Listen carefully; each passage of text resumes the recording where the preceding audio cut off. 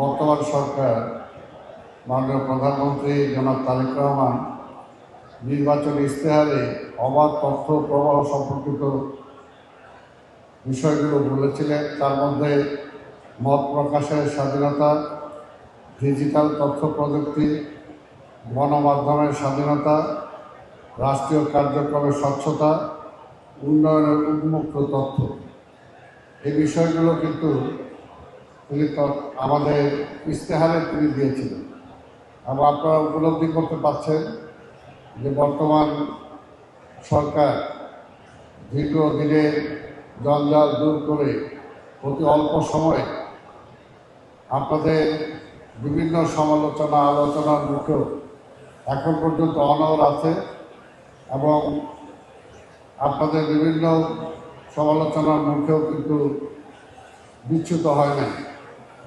যে অবাধ তথ্য প্রবাহের কথা সরকারের পক্ষ থেকে বলা হয়েছে, যেটা সালাম ভাই বললেন যে এই সরকার কিন্তু এখন পর্যন্ত সেটা বজায় রেখেছে এবং সেটার সুযোগ আমরা সবাই পাচ্ছি। আমরা অবশ্যই আশা করব যে তার মাধ্যমে অন্তত 2-1 মাসের মধ্যে যে সমস্ত সমস্যার সমাধান হয়ে যাবে আর সব কিছু দিয়ে পরিবর্তন হয়ে যাবে, এটাও যারা আশা করে এবং আশা করে প্রচার করে, অন্তত আপনারা সেই বিষয়টাও খেয়াল রাখবেন।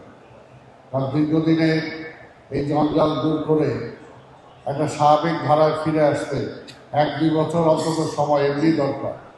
কাজে একটা সরকারকে নিশ্চয়ই সেই সময়টা দেশ দিবে এবং সেটা নির্ভর করে অনেকটা আপনারা যারা এই বিষয়ের সাথে জড়িত আছেন, তথ্যের সাথে জড়িত আছেন, তথ্য প্রবাহের সাথে জড়িত আছেন, আপনাদের উপর অনেকটা নির্ভর করে যেটা কোন দিকে আপনারা নিয়ে যাবেন।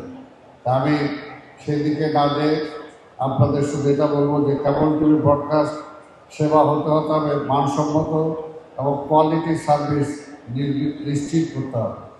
বিভিন্ন সময় লক্ষ্য করা যায় বাসাবাড়ি, বিভিন্ন বিল্ডিং, অফিস আদালতের কেবল টিভি নেটওয়ার্কে সিগন্যাল অত্যন্ত দুর্বল, যেটা নিয়ে সংশ্লিষ্ট সকলকে আরও কিছু কাজ করা দরকার। আমি cable operator association of Bangladesh, ISP association of Bangladesh, NPTL, telecom সংশ্লিষ্ট সকলকে একসাথে কাজ করার জন্য অনুরোধ করব। কারণ আজকে যে কথাটা এসছে যে আমরা কেবলের কারণে যেভাবে উন্মুক্ত যে অবস্থায় আছে, এটা দেখতে যেরকম বিশ্রী লাগে, ঠিক তেমনি যে কোনো সময় যে কোনো অ্যাক্সিডেন্টও হতে পারে। কাজে এটা আমরা চাই যেটা মাটির নিচে নিয়ে যাওয়ার জন্য, কিন্তু আমরা সেটার জন্য চাই যে আপনারা একসাথে কাজ করবেন। যেমন ঢাকা শহরে এটা বলতে দ্বিধা নেই, ওয়াসা একবার রাস্তা কাটে, আবার আমরা বোঝাই, আবার TNT এসে রাস্তা কাটে।